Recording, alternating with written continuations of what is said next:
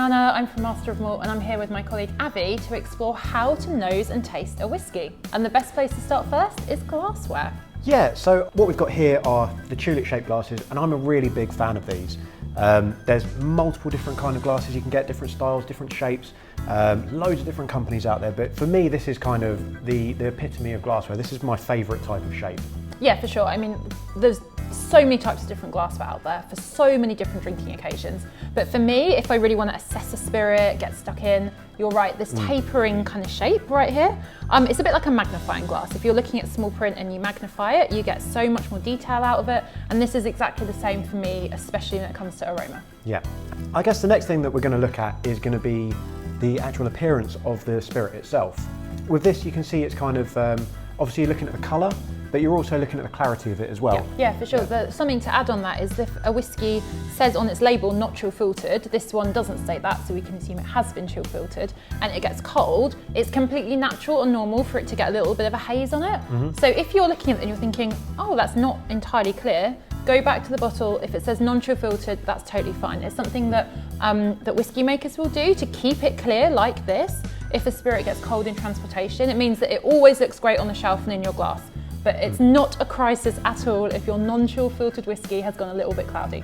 I think the next thing that I would do is start nosing it. Yes. Now, obviously you don't want to, first of all, swoosh your glass around, because what's going to happen is the spirit in there, the spirit content is quite high, the alcohol content is quite high, and by swooshing it around, you're actually releasing those vapours much more. And especially in a glass like this, it's going to really overpower your senses. Yeah, for sure. I think a key thing to remember when nosing especially is that it's about the balance of the alcohol and the alcohol strength with those lovely flavour compounds that give you all of this stuff. So everything you do, you want to max out getting at those flavour compounds without the alcohol getting in the way a lot of the time. Yeah. So swooshing it around, that's just going to agitate the alcohol and really, it's not going to help you at all. Yeah, and you know, don't go straight in there, just don't throw your nose in and take a big deep inhale. You know, that's again going to really overpower your senses. You know, this is bottled at 43% volume, so you know, that's going to be quite high alcohol content. So take short breaths in.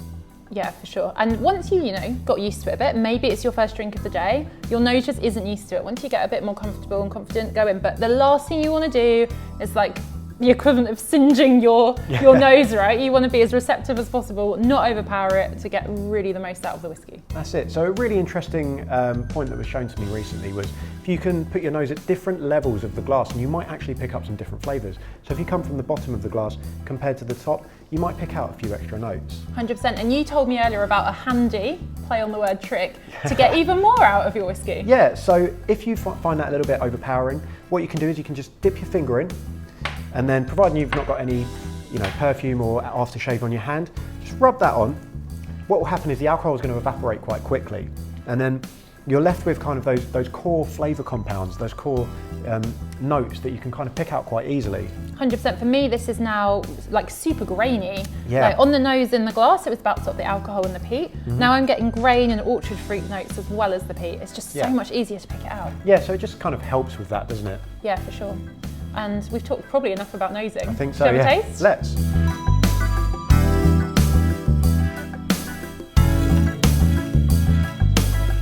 Obviously, that's a delight. Yeah. It's Lagavulin 16. It's an icon for a reason. Yeah, this is really nice. So now, kind of what I'm looking for, I'm picking up kind of those coastal notes. I'm getting that kind of barbecue bonfire kind of recognition. It kind of reminds me of having a bonfire on the beach with my friends. Absolutely. You know, and that's kind of where I'm being taken back to with this. Yeah, definitely. I think there are a couple of tips at this point to kind of get the most out.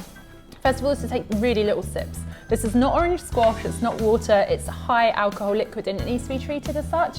Again, like we didn't overwhelm our noses earlier, don't overwhelm your palate. Take a little sip, coat your tongue with it, make sure all of your taste buds are getting a little something, and then have a think about what you're getting. Yeah, definitely. So, Kristy, how do you feel about water? I think water is a great way to get more out of whiskey. I think fundamentally it's personal preference. And this is a difference where if you're just enjoying a dram, kick back on the sofa with a book, maybe you wouldn't add water. But if you really want to get involved and stuck in and do this kind of exercise, adding water is your friend. We haven't got any here right now, but if I was assessing this, like, you know, properly in detail, I would put in a few drops. go back to the nose, not just on the palate, because again, it's back to that, that alcohol and flavour compound ratio. You're dialing back the alcohol, you're going to get access more easily to those flavour compounds. Yeah. And a little something to remember is that a lot of blenders, when they're getting cask samples, nosing them, they'll often water the whiskey down, so it's like 50-50 water and whiskey. There's no shame in adding water to your spirit. It's entirely up to you. No one should look down on you, and if you look down at other people, then shame on you. Shame on you. Shame on you. But enjoy it, get the most out of it. Do everything you can to give yourself a helping hand. Yeah, and this isn't the be all and end all of spirits. You don't have to drink every glass like this. So what I tend to do is when I get a new bottle, if I've not tried it before, I'll do this with my first glass, maybe with the second, but then I kind of, put it in a cocktail, mix it with Coke, do whatever you want to do with it. There shouldn't be this stuffy attitude around whiskey and spirits in general. It's there to be enjoyed, so do enjoy it. Absolutely, just remember that it's your preference, it's your whiskey, enjoy it how you like it. If you want to add an ice cube, do it. If you want to mix it in a mixed drink, do it. If you want to add water, do it. If you want to do this whole exercise and note down like thousands of tasting notes because you enjoy it, fantastic. Yeah, exactly. So I think the key takeaway here is, drink it how you want to drink it, enjoy it, and yeah, cheers. Cheers.